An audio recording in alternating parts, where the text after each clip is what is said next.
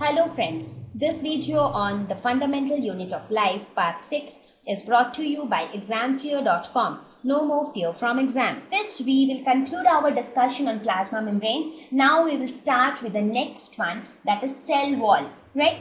As I mentioned in one of our previous slides, the cell wall is something which is again an outer covering, but it is present only in plant cells. It is not present in animal cells. And I mentioned before, right, that all the cells in different organisms, be it plants, animals, different types of animals, right? So the cells will generally have the same cell organelles. So more or less the cell organelles and the cell structure will remain the same, but there are certain differences between a plant cell and an animal cell. So, more or less they are the same, but there are few differences between them. So, we will make a note of the differences at the end of the lesson when we have already studied about all the cell organelles, right? Otherwise, more or less in all living organisms, the structure inside a cell remains the same. So, let us talk about cell wall. As I said, it is present only in plant cells. That is an important thing to remember. It is not at all present in animal cells. It is a rigid covering outside the plasma membrane. So it is not inside. So even outside plasma membrane, you have an additional covering now. But plasma membrane was a delicate covering. In this case, the cell wall is a rigid covering. So when you look at this plant cell, you have the outer covering, which is the cell wall. So this outer covering. So if you see, this is the plasma membrane, and this green colored covering is the cell wall. So cell wall is outside the plasma membrane. It is non-living, rigid and fully permeable. It's non-living, rigid, fully permeable. So it is unlike the plasma membrane. When we were talking about plasma membrane, we saw that plasma membrane was living, thin and delicate and selectively permeable. Correct? Okay. It is composed of cellulose. So plasma membrane was made up of lipids and proteins, right? Now in this case, this cell wall is made up of cellulose. And now again the question rises, what is a cellulose? Cellulose is again an organic compound. It has got a complex structure as well. So cellulose is again an organic compound which has got a complex structure. So it has a linear chain of several linked glucose units. So it somewhat looks like this, cellulose. It will be a linear chain which will go on infinitely. It has got several glucose units. So it is one of the most abundant organic polymer on earth. So cellulose is one of the most abundant organic polymer. Poly means many. Right, so which is made up of many linked units, that is known as a polymer. For example, here it has so many glucose units linked together. So many glucose units linked together form a cellulose, right? Okay, so you need not worry much about all these things. I am just giving you an overview because I just want to introduce these terms to you. For example, cellulose, lipids. So you will study about all these things in your chemistry, in your organic chemistry in class 11. So when you will get to know the exact structure and how they are formed in detail. Right? So for now, just concentrate on the different cell organelles and the different parts of the cell and their functions. Okay, so now let us look at, now we understood this function, the construction or the composition of cell wall. It is made up of cellulose. It is present outside the plasma membrane. It is a rigid and non-living structure. Let us look at its function. The first function is it provides structural strength to the plants. That is very true. That's because it is a rigid covering and it is an additional covering to the plasma membrane. So obviously it will provide some structural strength to the plants. For example, in your house, if you have just one door, so that means you are protected.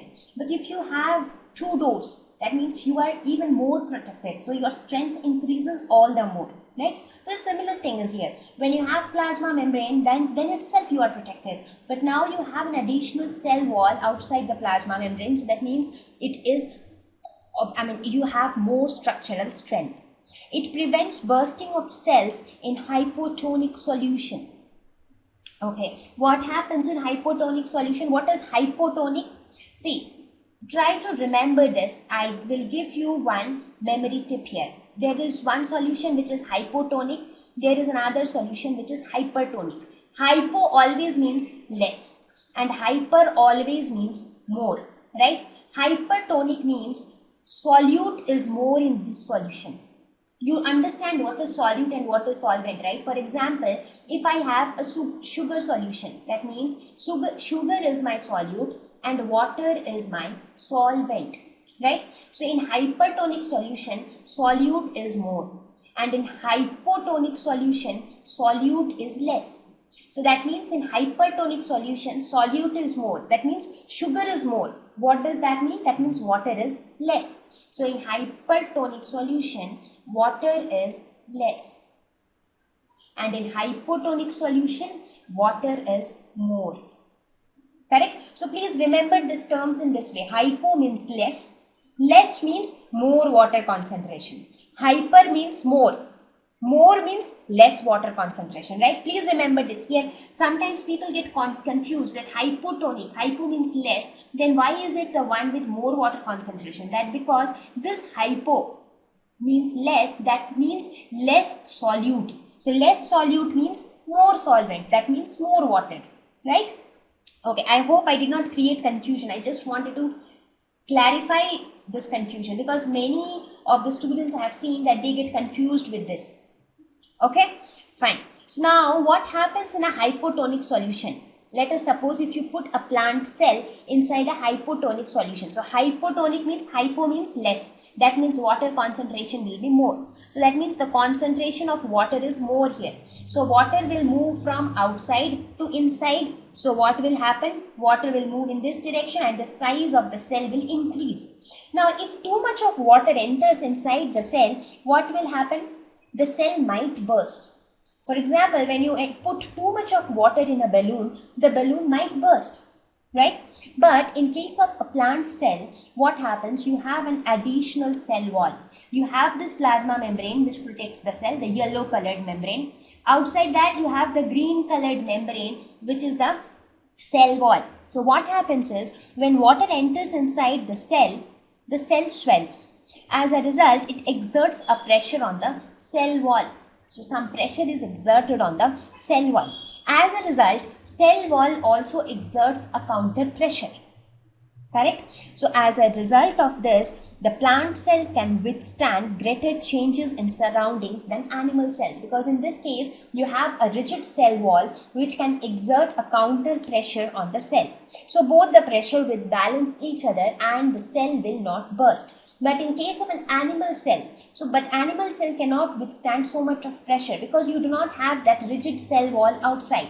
So in that case, if too much of water enters inside the animal cell, it will exert a pressure on the plasma membrane and it might burst. Right? So you understand the two important functions of the cell wall? Okay. So with this, let us look at a comparison between a cell wall and a cell membrane or a plasma membrane. So how both of these are different, because both of them are outer covering of a cell and both of them protect the cell. Let us look at the differences between the two. You are often asked such kind of questions in your exams. So let us look at the differences. The first difference, cell wall is present only in plant cells, whereas cell membrane is present in both plant and animal cells. Very correct. Next one, cell wall is non-living, whereas cell membrane is living. Absolutely. Cell wall is permeable, cell membrane is selectively permeable. Cell wall is considerably rigid, cell membrane is thin, delicate and flexible. So with this, we will conclude our discussion on cell membrane and cell wall. So we have complete two topics. Now the next. Thank you. Please visit examfear.com to watch free educational videos, try free online tests, get the best quality study materials, study from the best tutors and mentors, and much more. Thank you once again.